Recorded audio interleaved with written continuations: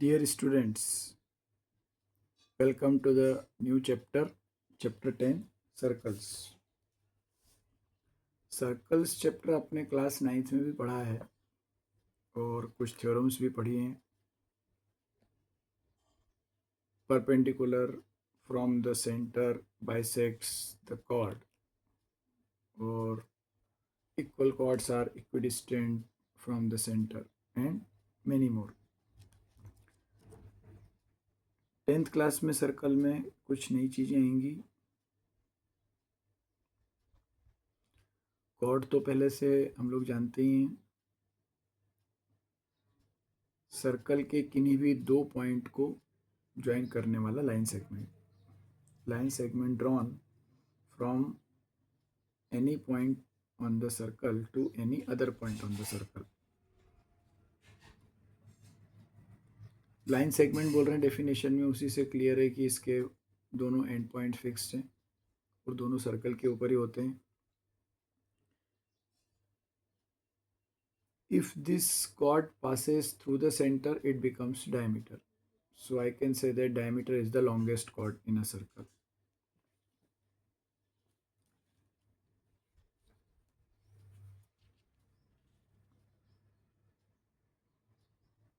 जब कोई लाइन किसी सर्कल को इंटरसेक्ट करते हुए पास हो जाती है तो हम उसको बोलते हैं सेकेंट. ये दो पॉइंट पे इंटरसेक्ट कर रही है P and Q. So PQ will be the corresponding cord.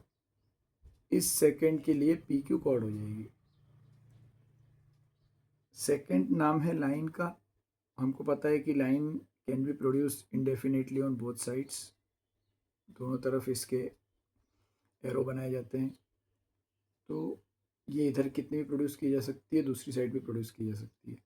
लेकिन इसका जितना पोर्शन सर्कल के अंदर आएगा मीन्स P से Q तक का, this length, this is called as a chord. तो जो हमने 9th क्लास में कॉर्ड पढ़ा था वो एक्चुअली किसी न किसी सेकंड का ही पार्ट होता है. तो डिफरेंस इतना है कि कॉर्ड है तो P से स्टार्ट होगा, Q पे जाके ख़त्म हो जाएगा. And another term is tangent. If a line touches the circle at only one point, इसको हम बोलते हैं टेंजेंट. अब सर्कल के ऊपर इनफाइनाइट पॉइंट्स होते हैं और हर पॉइंट से मैं एक टेंजेंट ड्रॉ कर सकता हूँ. मुझे अगर किसी दूसरे, सपोज मुझे इस पॉइंट से एक टेंजेंट ड्रॉ करना है तो भी मैं ड्रॉ कर सकता हूँ. इस तरह से ये लाइन इसको टच करते हुए निकल जाएगी.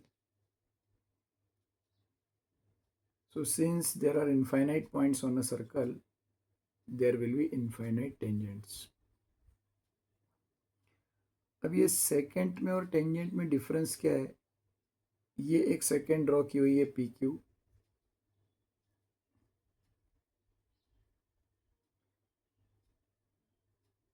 आप इसको ऊपर की साइड शिफ्ट करते जाइए. जितना जितना ये सर्कल के सरकमफ्रेंस की तरफ मूव होती जाएगी, ये जो लाइन सेगमेंट है PQ, इस लाइन सेगमेंट की लेंथ धीरे धीरे कम होती जाएगी.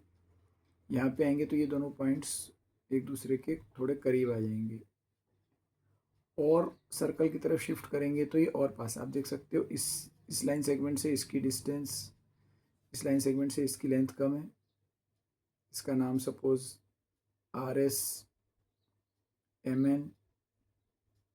PQ से RS छोटी, RS से MN और छोटी.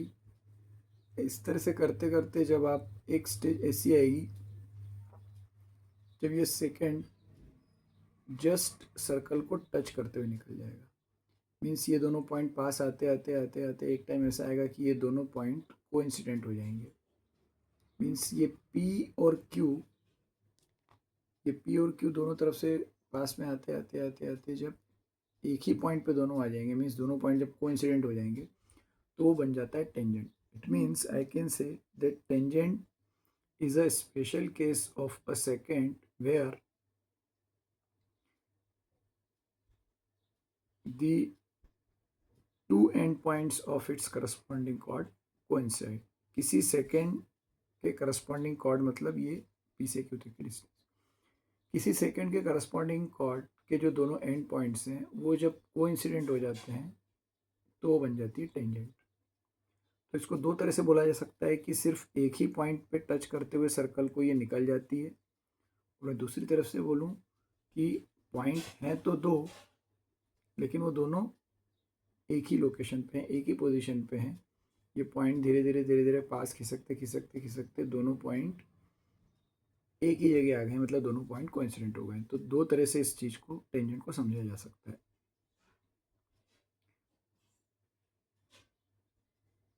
ये जो पॉइंट है जहाँ पर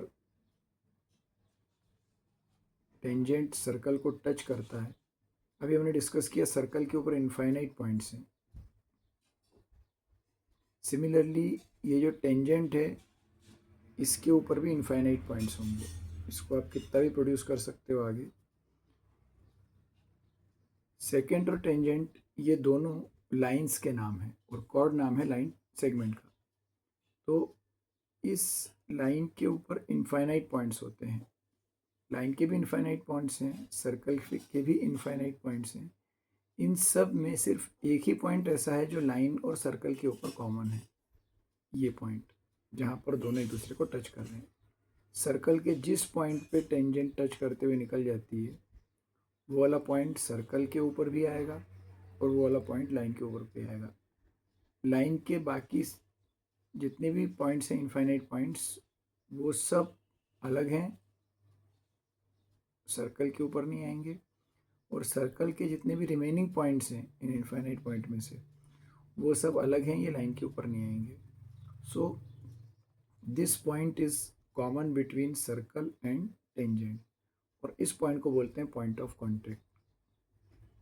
it is the common point between circle and tangent. So the point where tangent touches the circle is called the point of contact.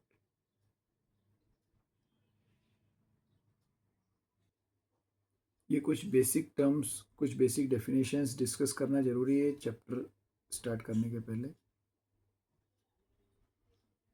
चलिए एक और कंसेप्ट डिस्कस करते हैं।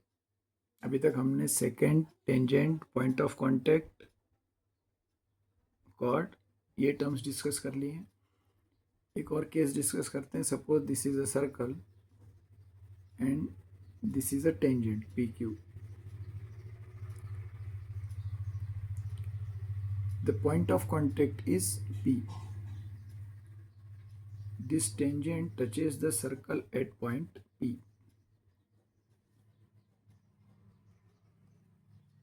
The center of the circle is O.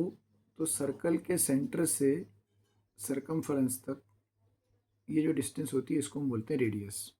तो O P इस circle की radius हो जाएगी, क्योंकि पी पॉइंट सर्कल के ऊपर है। आप सेंटर को सर्कल के किसी भी पॉइंट से कनेक्ट करोगे, सब जगह वो रेडियस कहलाती है, तो ये भी रेडियस ही कहलाएगी। एक कंसेप्ट तो ये हो गया कि O P is the radius. अब इसमें एक चीज डिस्कस करें कि सिमिलरली आप जब यहाँ तक आएंगे, इस टेंजेंट के ऊपर इस पॉइंट ऑफ कांटेक्ट के अलावा बाकी किसी भी पॉइंट को आप सेंटर से ज्वाइन कीजिए। सपोज हमने एक दूसरा पॉइंट कंसीडर किया क्यू, ये तो फिक्स हो गया पॉइंट ऑफ कांटेक्ट। टेंजेंट एक लाइन है, इसके इनफाइनाइट पॉइंट्स हैं। मैंने एक और पॉइंट कंसीडर किया क्यू, जैसे मैंने सेंटर से इस पॉइंट ऑफ कांटेक्ट को ज्वाइन किया है, इसी तरह से मैं सेंटर से क्यू को भी ज्वाइन करता हूँ। तो ओ क्यू भी एक लाइन सेगमेंट हो गया। अब ये सेंटर से स्टार्ट करके जब आप सर्कल तक पहुंचोगे, सपोज इस पॉइंट को हम नाम दें Q dash, O Q dash. तो ओ क्यू डैश भी रेडियस है और ओ पी भी रेडियस है, तो ये दोनों इक्वल हो गए। और क्यू तक जाने के लिए आपको और कुछ डिस्टेंस चलनी पड़ेगी। ये जो क्यू डैश क्यू ये डिस्टेंस है, इतनी एक्स्ट्रा चलनी पड़ेगी। ये पॉइंट अगर पास में भी आ जाएगा तो भी कुछ तो सर्कल के बाहर निकलना ही पड़ेगा। तो जैसे ही आप सर्कल तक पहुंचोगे, आप रेडियस के बड़ा डिस्टेंस ट्रेवल कर लोगे और फिर कुछ एक्स्ट्रा डिस्टेंस ट्रेवल करनी पड़ेगी।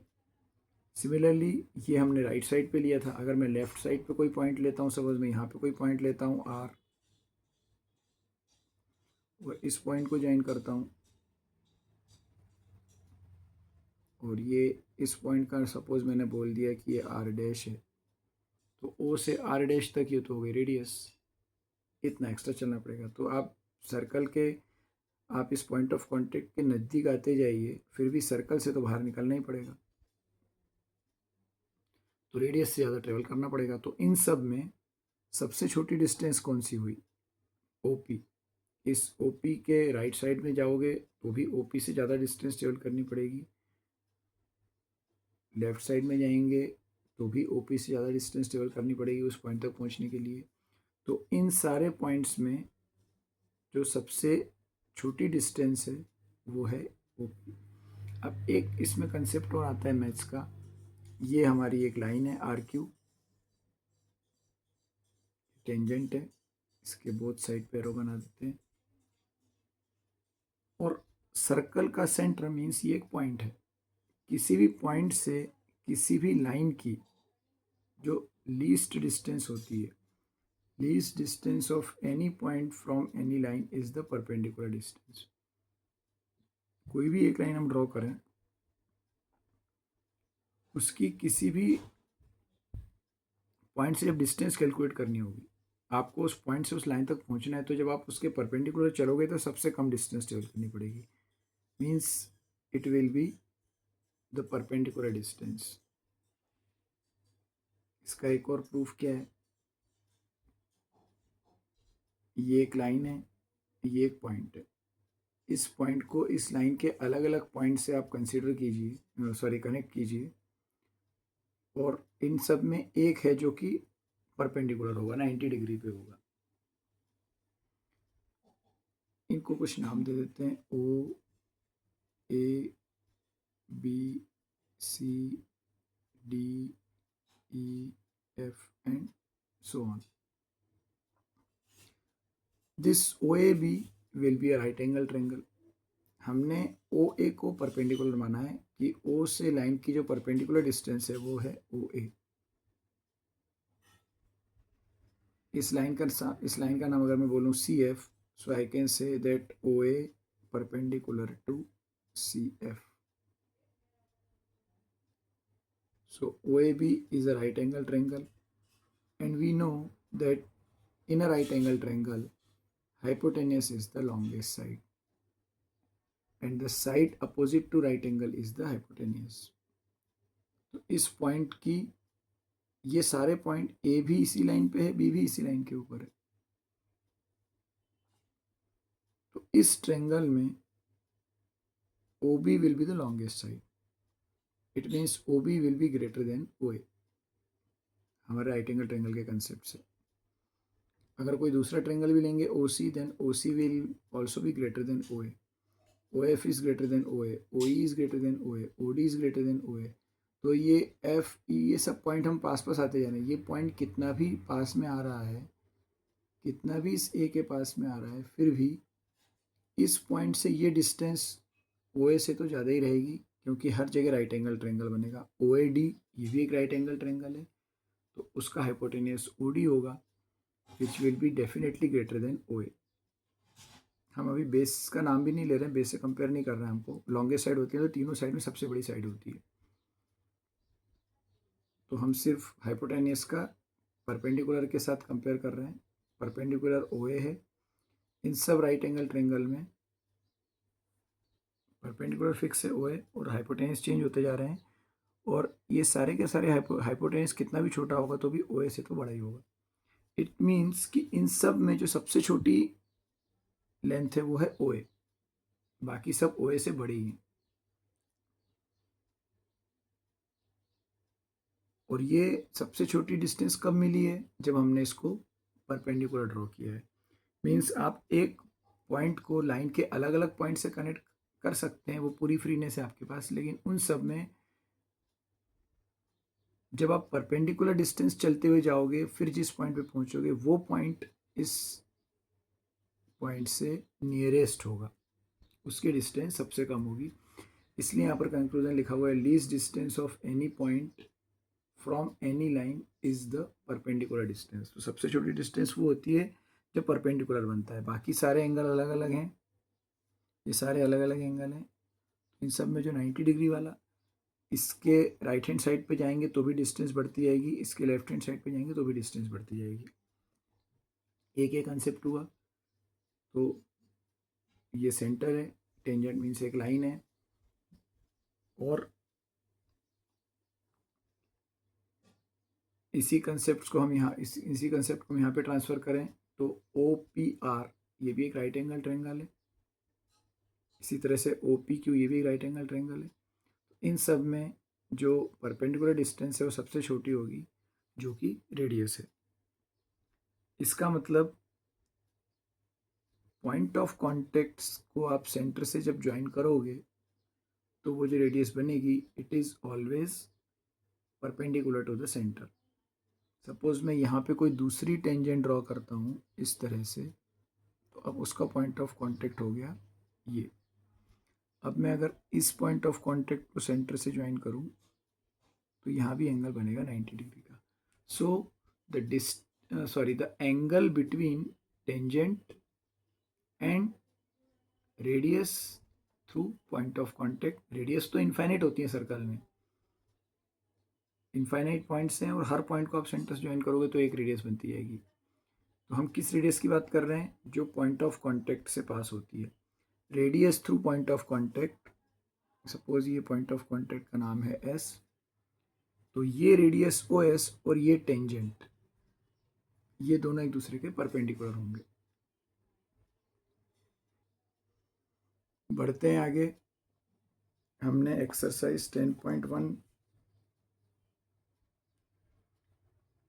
करने से पहले जितने ज़रूरी टर्म्स हैं, जितनी कंसेप्ट्स की ज़रूरत पड़ेगी वो सब डिस्कस कर लिए हैं।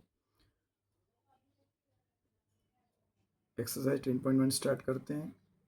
फर्स्ट क्वेश्चन है how many tangents can a circle have? We have already discuss there are infinite tangents which circle can have. Second question is fill in the blanks. A tangent to a circle intersects it in. Tangent, हम बोलते हैं कि tangent circle को एक ही point पे touch करता है, और जब हमने सेकंड के कंसेप्ट देखा था तो हम ये बोल सकते हैं कि ये इंटरसेक्ट कर रहा है, टच कर रहा है बोले या इंटरसेक्ट कर रहा है बोले, लेकिन पॉइंट तो एक ही होगा। It intersects it in one point. Secant है a line intersecting a circle in two points is called a secant. तो जो दो पॉइंट पे इंटरसेक्ट करता है वो सेकेंड होता है, और जो एक पॉइंट पे इंटरसेक्ट करता है वो टेंजेंट होता है। थर्ड है a circle can have parallel tangents at the most. A circle can have, एक सर्कल में एट द मोस्ट कितने टेंजेंट्स पैरेलल हो सकते हैं? मींस अगर मैं एक टेंजेंट ड्रॉ करूं तो उसके पैरेलल कितने टेंजेंट्स बन सकते हैं? The answer is 2। हमने यहां पर ये पढ़ा है कि टेंजेंट्स इनफाइनाइट होते हैं, लेकिन इन इनफाइनाइट में पैरेलल दो ही हो सकते हैं। एक टेंजेंट आपने ड्रॉ किया तो उसके पैरेलल आप एक और बना सकते हो, बाकी जितने भी टेंजेंट्स होंगे वो पैरेलल नहीं होंगे। हर टेंजेंट के पेयर में एक पैरेलल टेंजेंट मिलेगा, वो हम डिस्कस करेंगे आगे, इसी चैप्टर में आएगा वो। नेक्स्ट है the common point of a tangent to a circle and the circle is called the point of contact. तो ये टर्म्स हम सब ऑलरेडी डिस्कस कर चुके हैं। Question number 3 says a tangent PQ at a point P of a circle of radius 5 centimeter meets a line through the center O। एक circle है, उसका सेंटर O है। Tangent PQ at point P of a circle means P point circle के ऊपर आएगा, of a circle of radius 5 centimetre. तो circle की radius 5, circle का सेंटर O है, P पॉइंट भी सर्कल के ऊपर है, तो O से P को ज्वाइन करेंगे, ये रेडियस हो जाएगी, इसकी वैल्यू है 5। Meets a line through the centre O at a point Q. मैं इस सर्कल के सेंटर से एक और लाइन ड्रॉ करता हूँ। एक तो ये टेंजेंट है जो पी पॉइंट से पास होगा, पी पॉइंट से पास होने वाला एक टेंजेंट ड्रॉ किया, और सर्कल के सेंटर से एक और लाइन ड्रॉ की। ये दोनों लाइन एक दूसरे को जहाँ पर मिलती हैं, यहाँ पर वर्ड यूज़ किया है meet. Two lines can meet and two lines can intersect also. हम ये भी बोल सकते हैं कि ये दोनों लाइन क्यू पे इंटरसेक्ट करती हैं। तो ये दोनों ओ क्यू और पी क्यू क्यू पे आके मिलेंगी, so that O Q equal to 12। Centre से क्यू की डिस्टेंस 12 है, रेडियस 5 है, ओ क्यू की वैल्यू 12 है। क्वेश्चन है लेंथ पी क्यू इज। हमने जो अभी कंसेप्ट डिस्कस किया था कि radius is perpendicular to the tangent at point of contact. तो ये पी पॉइंट पे जो एंगल बनेगा पी क्यू और ओ पी के बीच में, ये होगा 90 डिग्री का। So O P Q is a right angle triangle, so obviously side opposite to right angle which is OQ, it will be the hypotenuse of this triangle। 90 degree के सामने वाली side longest side होती है और वही hypotenuse होती है। तो मुझे इस राइट एंगल ट्रायंगल में हाइपोटेनियस पता है और एक साइड पता है, तो फाइंड करना है लेंथ पी क्यू। अब ये MCQ में दिया है, बुक में इसके 4 ऑप्शन दिए हैं। पी क्यू की लेंथ फाइंड करना है in triangle P O Q, O P square plus P Q square, base square plus perpendicular square is equal to hypotenuse square. Pythagoras theorem apply कर दी।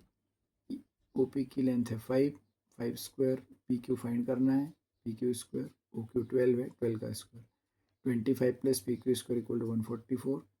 P Q square की value निकालने के लिए 25 को transpose करेंगे, minus में हो जाएगा, पी क्यू स्क्वायर की वैल्यू आ जाएगी 119, और जब इसका स्क्वायर हटाएंगे तो RHS में स्क्वायर रूट लग जाएगा। तो अगर ये 5 है, ये 12 है, then length P Q will be root 119, और ये ऑप्शन आपके बुक में ऑप्शन डी में दिया है। So option D is the correct answer, D root 119। Fourth और लास्ट क्वेश्चन इस एक्सरसाइज का,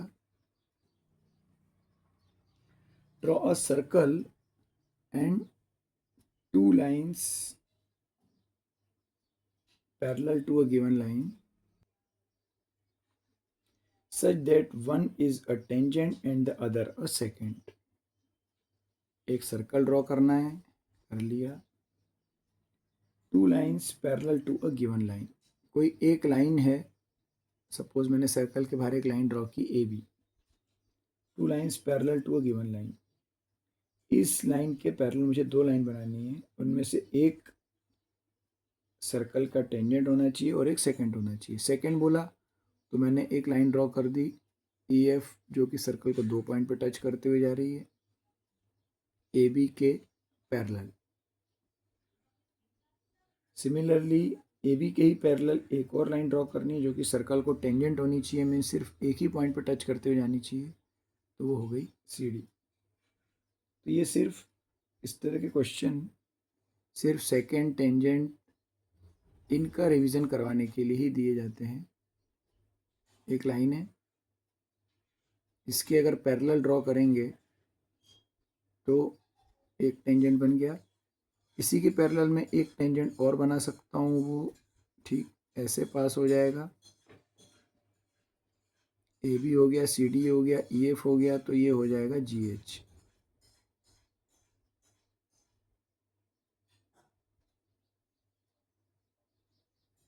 एक ये पैरेलल हो गया, एक ये पैरेलल हो गया। अब इसी के पैरेलल जब आप और कोई लाइन ड्रॉ करने की कोशिश करोगे तो अपने आप सेकेंड आएगा। अभी फिल इन द ब्लैंक्स में था, the circle can have dash dash dash parallel tangents at the most. Circle में ज़्यादा से ज़्यादा कितने टेंजेंट्स एक दूसरे के पैरेलल हो सकते हैं? तो CD और GH पैरेलल हैं, दोनों ही AB के पैरेलल हैं, तो दोनों आपस में पैरेलल हो जाएंगे। Lines parallel to the same line are parallel to each other, class 9th में एक थ्योरम थी,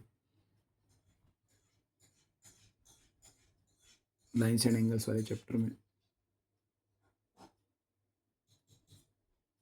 तो सी डी और जी एच ये दो पैरेलल टेंजेंट हो गए। अब इनके पैरेलल आप कोई लाइन बनाओगे तो या तो सर्कल के बाहर ही हो जाएगी, और अगर सर्कल में से पास होगी तो वो 2 पॉइंट, यहाँ पर एक पॉइंट पे टच हो गई है। अब अगर मैं इसके राइट हैंड साइड पे शिफ्ट होता हूँ, कितने भी पास बनाऊंगा तो भी 2 पॉइंट पे टच करते हुए निकलेगी, तो सेकंड हो जाएगी। और लेफ्ट हैंड साइड पे शिफ्ट करता हूँ तो वो सर्कल के बाहर निकल जाएगी, टेंजेंट तो बनेगा ही नहीं। सिमिलरली इसको कंसीडर करूँ, इसमें लेफ्ट हैंड साइड पे स्विच करता हूँ तो 2 पॉइंट पे टच करेगी, और इधर राइट हैंड साइड पे जाता हूँ सर्कल के बाहर निकल जाएगी, एक पॉइंट पे यहाँ पे टच हो ही रहा है। इस कंसेप्ट से उस क्वेश्चन का आंसर था कि ज़्यादा से ज़्यादा 2 टेंजेंट्स हो सकते हैं जो एक दूसरे के पैरेलल होंगे, बाकी इन सब में से किसी भी पॉइंट पे आप टेंजेंट ड्रॉ करोगे तो वो टेंजेंट होंगे बट इनके पैरेलल नहीं आएंगे, और जो लाइन इनके पैरेलल हम ड्रॉ करेंगे वो टेंजेंट नहीं हो पाएंगे, वो सेकंड हो जाएंगे। तो ये थी हमारी एक्सरसाइज 10.1। नेक्स्ट लेसन में हम एक्सरसाइज 10.2 स्टार्ट करेंगे। उसके पहले कुछ ज़रूरी कंसेप्ट जो उस एक्सरसाइज के लिए ज़रूरी है वो भी डिस्कस करेंगे। मिलते हैं अगले लेसन में। Thank you.